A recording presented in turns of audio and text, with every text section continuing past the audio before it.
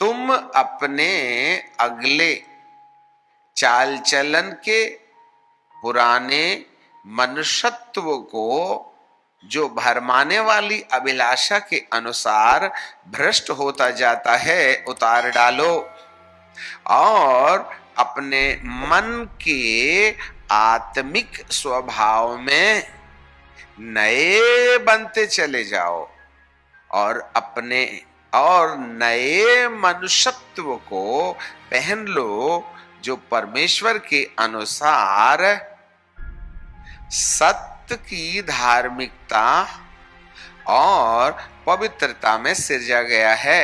Righteousness and holiness, धार्मिकता और पवित्रता। ये धार्मिकता क्या है और पवित्रता क्या है? आखिर धार्मिकता की आवश्यकता क्या होती है और पवित्रता की आवश्यकता क्या होती है? थोड़ा इसी बात पर चर्चा कर लें थोड़ा सा ना। धार्मिकता, बोलिए धार्मिकता। धार्मिकता वह जगह है जहां एक व्यक्ति के पाप को प्रभु आपकी नहीं वरन उसकी दया से कीमत अदा कर दिए जाने के कारण आपके नाम को पापियों की लिस्ट से काट कर धर्मियों की लिस्ट में लिख दिया जाए, इसे धार्मिकता कहते हैं। आपको वो जानकारी मिले। ये जो धार्मिकता है वह आत्मिक जीवन की बुनियाद है, आत्मिक जीवन की फाउंडेशन है। नहीं है तो इब्रानी की किताब और उसका पहला अध्याय और उसके 8वें पद को यदि मैं पढ़ूं तो वहां ऐसे लिखा है, जरा देखिएगा। हिब्रू चैप्टर 1 एंड वर्स 8 पुत्र से कहता है, हे परमेश्वर तेरा सिंहासन युगान युग रहे, तेरे राज्य का राजदंड न्याय का राजदंड है। तूने धर्म से प्रेम और अधर्म से बैर रखा है। यहां अनुवाद में थोड़ा स्पष्ट नहीं है। यदि मैं इसी पद को अंग्रेजी में देखूं तो वहां लिखा है, तेरे राज्य का राजदंड धार्मिकता का, righteousness. Your scepter is the scepter of your righteousness. तेरे राज्य का राजदंड। एक राजा अपने हाथ में एक डंडा रखता है, किसी को मारने पीटने के लिए नहीं। जब वह सभागृह में जाता है, सभागृह में नीचे बैठने के लिए लोगों को जगह होती है और उसी सभागृह के पास एक स्टेज के समान होता है और वहां सिंहासन लगा रहता है। और जब राजा सभागृह में प्रजा से बात करता है तभी वह सिंहासन पर बैठता है। और जब वो सिंहासन पर बैठता है तो सिर में मुकुट पहन लेता है। बाकी टाइम में उतार भी दिया तो चलेगा। जब वो रानी के पास बेडरूम में जाता है तो मुकुट पहन के नहीं जाता। चलिए, और एक डंडा राजा का होता है जिस डंडे के ऊपर में उस राज्य की मोहर होती है और नीचे डंडे के निचले हिस्से में स्टैंप होता है धातु का, और उसको कोई लेके चलता है। और जब राजा सिंहासन पर बैठ जाता है तभी वह डंडा पकड़ के बैठता है। ये जो डंडा है ना वो अथॉरिटी है। और जब कभी कोई राजा अपना राजपाट किसी दूसरे को देना चाहता है तो सबसे पहले अपना मुकुट लेकर उसके सिर में डालेगा और फिर इस डंडे को उसके हाथ में सौंप देगा। इस तरीके से मुकुट अथॉरिटी है और दंडा फाउंडेशन है। परमेश्वर के राज्य में भी एक डंडा है जिसके द्वारा वह सभागृह में बैठता है। जब कभी कोई प्रोजेक्ट सैंक्शन किया जाता है तो राजा इसी डंडे से मुनीम उस मिनट्स को पास करते रहते हैं। इसको फीस के लिए 1000 रुपये दे दिया जाए। मुनीम तुरंत कागज में लिखता है, राजा बोल दिया कल भूल जाए, इसलिए तुरंत लिख लेता। और राजा के पास में वो फाइल लेके आता और राजा इसी डंडे से ठपैक करके सील मार के कहता आज के बाद में इसको 1000 रुपये दे दिया जाए, इसकी फीस माफ कर दी जाए, फलाने को जेल भेज दिया जाए, फलाने को जेल से मुक्त कर दिया जाए, 1 करोड़ रुपए मेरे भंडार से निकाले जाएं और ये बांध दिया जाए। मुनीम जैसे ही प्रोजेक्ट लाता है, इसको ठपैक करके एक बार मोहर लग गई तो खजांची पैसा निकाल के दे देता है। यह है धार्मिकता, the righteousness.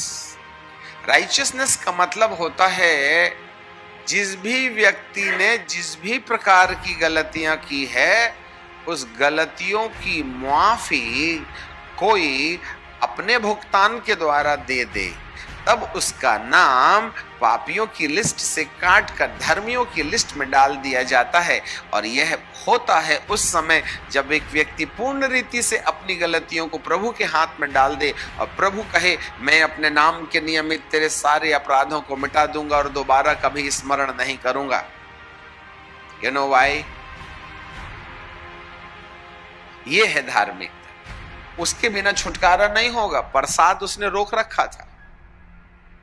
There was the demon inside. पश्चाताप के बाद यीशु की मृत्यु के द्वारा जो अदायगी दी गई है, उससे हमारा कर्जा माफ कर दिया जाता है। Now we are righteous. इसलिए मन के नवीनीकरण के लिए सबसे पहला टूल्स, सबसे पहली जरूरत है कि हम पूर्ण रीति से परमेश्वर के सामने धर्मी बने रहें। आपने अपने मोबाइल को बपतिस्मा दिया था क्या? आपने तो ले लिया। हेलो, अरे आपने अपने मोबाइल को बपतिस्मा दिया था क्या? इसका मतलब पानी में ना डुबा देना, नहीं दूसरे दिन से कांकू करना बंद कर देगा। मोबाइल को बपतिस्मा देने का मतलब है इस मोबाइल के द्वारा जो अपराधी बातें आपके दिमाग को खराब करती हैं, उसको आपने मोबाइल में से डिलीट किया क्या? कि अभी भी उलझे हैं रात के 11 बजे से 3 बजे तक? सावधान। इसका मतलब लोग बपतिस्मा तो ले लेते हैं परंतु मोबाइल को नहीं डुबाते साथ में। पानी में डुबाने का अर्थ नहीं है, वरन उस अपराध को मान लेना और दोबारा मोबाइल के द्वारा किए जाने वाले अपराधी प्रवृत्ति को अपने जीवन में नहीं आने देना मोबाइल का बपतिस्मा है। मैं आपसे पूछूं, आप मोबाइल के मामले में धर्मी हैं क्या? आप गर्लफ्रेंड के मामले में धर्मी हैं क्या?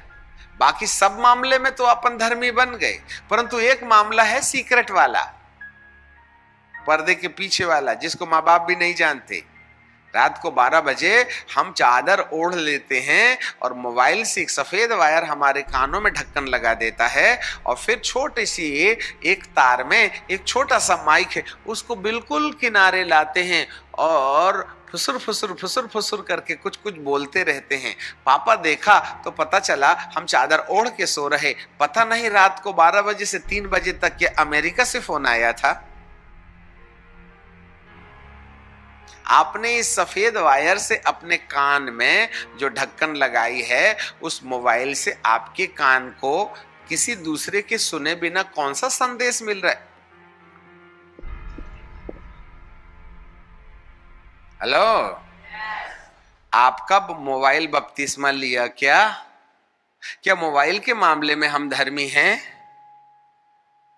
तो छोड़ दो, अब पवित्र आत्मा मिलेगा, वरदान मिलेगा। जो एक बात में दोषी ठहर जाता है वह सब बातों में दोषी ठहर जाता है। सर आप तो बड़ी कठिन समस्या में हमको डाल दिए। बेटा ये किस्मती है, आप सही जगह आ गए, नहीं तो नीचे तो जा ही रहे थे और टिकट कंफर्म थी और विंडो सीट मिली थी एयर कंडीशन में। धार्मिकता, धार्मिकता का मतलब है कंप्लीट रिपेंटेंस और दोबारा नई गलती करने का निश्चय। देन इसके बाद में प्रभु जी का वचन कहता है धार्मिकता जो राजदंड के समान है, हमारे पाप की क्षमा भी अनंत जीवन के लिए एक दंडे की तरह है। और अब हमें दूसरे स्टेप में जाना है। बाइबल हमें बताती है 4 अध्याय के, इफिसियों की 4 अध्याय के, कि धार्मिकता और पवित्रता। अब ये पवित्रता क्या है? देखिए, धार्मिकता पवित्रता नहीं है, पवित्रता धार्मिकता नहीं है। धार्मिकता आत्मिक जीवन की फाउंडेशन है और पवित्रता उस नींव के ऊपर खड़ी दीवार और छत है। अब पवित्रता की परिभाषा मैंने नहीं सुना धरती के अंदर में आज की तारीख में इस युग में कभी कोई पवित्रता की कहानी बता रहा होगा। Nobody is talking about the holiness of God. Everybody is talking about the righteousness and righteousness and righteousness and righteousness. हर एक को धर्मी बनाए जाने का मामला जारी है, परंतु कब तक हम धार्मिकता के इस आंधी में इनको रहने देंगे? इससे उभर करके पवित्रता पर हम कब अपना ध्यान केंद्रित करेंगे? यही एक कारण है जहां हमारी यात्राएं रुकी हुई हैं, क्योंकि हमें सिखाया नहीं गया।